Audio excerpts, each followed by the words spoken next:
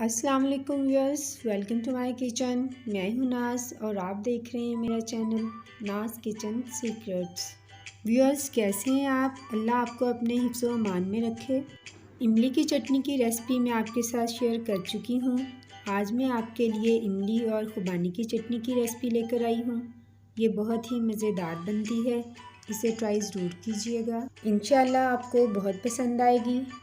ये चटनी पकौड़ों, समोसों और फ्रूट चाट के अलावा बारबेक्यू और फास्ट फूड के साथ भी बहुत ही मज़े की लगती है। चलें तो अपनी रेसिपी स्टार्ट करते हैं। बिस्मिल्लाहिर्रहमानिर्रहीम। इमली और खुबानी की चटनी बनाने के लिए हमने 1 पाव खुबानी ली है। इसे हमने ओवरनाइट भिगो लिया था। ये देखें, काफ़ी सॉफ्ट हो गई है। आपके पास टाइम ना हो तो आप आधा घंटा गर्म पानी में इसे भिगो लीजिए। इसके अलावा हमने 1 पाव इमली ली थी। इसकी गुठलियाँ रिमूव करके हमने इसका पल्प ले लिया है। आधा किलो हमने चीनी ली है। इसके अलावा चटनी के टेस्ट को बढ़ाने के लिए हम थोड़ा सा गुड़ इस्तेमाल करेंगे। इसके अलावा मसाले हैं जो हमने यूज़ करने हैं। हमारे पास नमक है, रेड चिल्ली पाउडर है, सूंठ यानी खुश्क अदरक का पाउडर है। इसके अलावा पिसा हुआ ज़ीरा है। व्यूअर्स, खुबानी अच्छी तरह से भीगी हुई है। इसे हम ब्लेंडर में डालकर ब्लेंड कर लेंगे।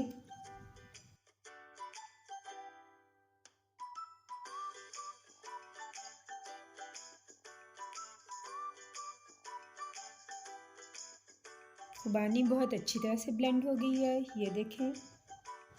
अब हम एक पैन लेंगे और ब्लेंड की हुई खुबानी को इसमें डाल देंगे।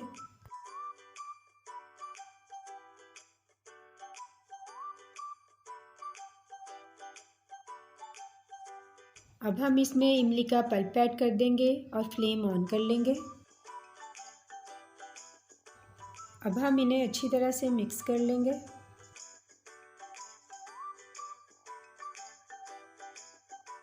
खुबानी और इमली के पल्प को हमने अच्छी तरह से मिक्स कर लिया है। अब हम इसमें मसाले ऐड कर देंगे। 1 टीस्पून हम इसमें सॉल्ट ऐड करेंगे। 1 टीस्पून सफ़ेद ज़ीरे का ऐड करेंगे। 1 टीस्पून सूंठ का पाउडर इसमें डालेंगे और 1 टेबलस्पून रेड चिली पाउडर इसमें जाएगा।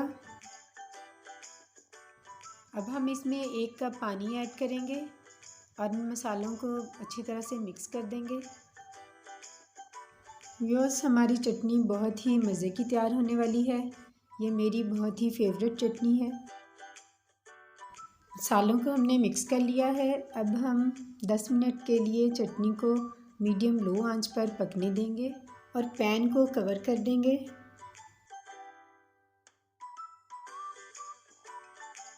व्यूअर्स, 10 मिनट हो चुके हैं। अब हम लिड उतार लेंगे और चटनी को चेक करेंगे।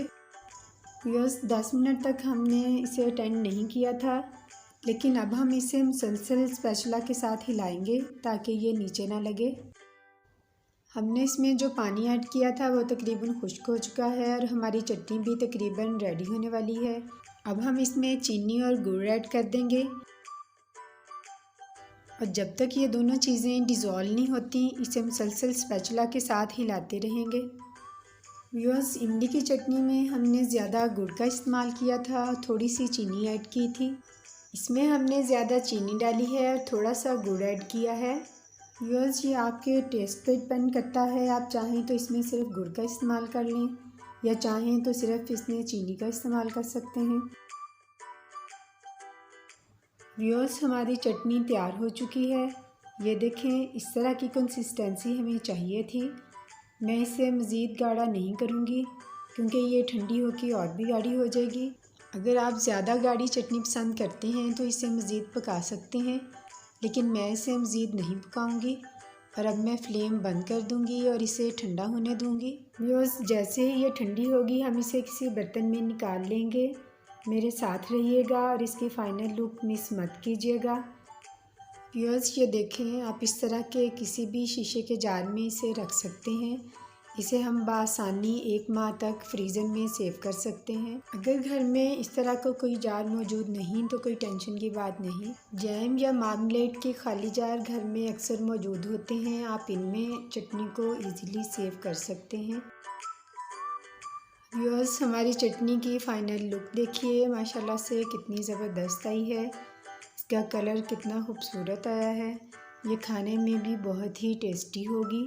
इसे ट्राई ज़रूर कीजिएगा और फीडबैक ज़रूर दिया करें, क्योंकि इससे हमें पता चलता है कि आपको हमारी रेसिपीज़ कैसी लग रही हैं। अगर आपने अब तक मेरा चैनल सब्सक्राइब नहीं किया तो पहले मेरा चैनल सब्सक्राइब कर लीजिए और बेल आइकन को ज़रूर प्रेस कीजिएगा, ताकि आपको हर नई नोटिफिकेशन सबसे पहले मिल सके। दुआओं में याद रखिएगा। इंशाल्लाह फिर मिलेंगे एक नई और ख़ूबसूरत वीडियो के साथ।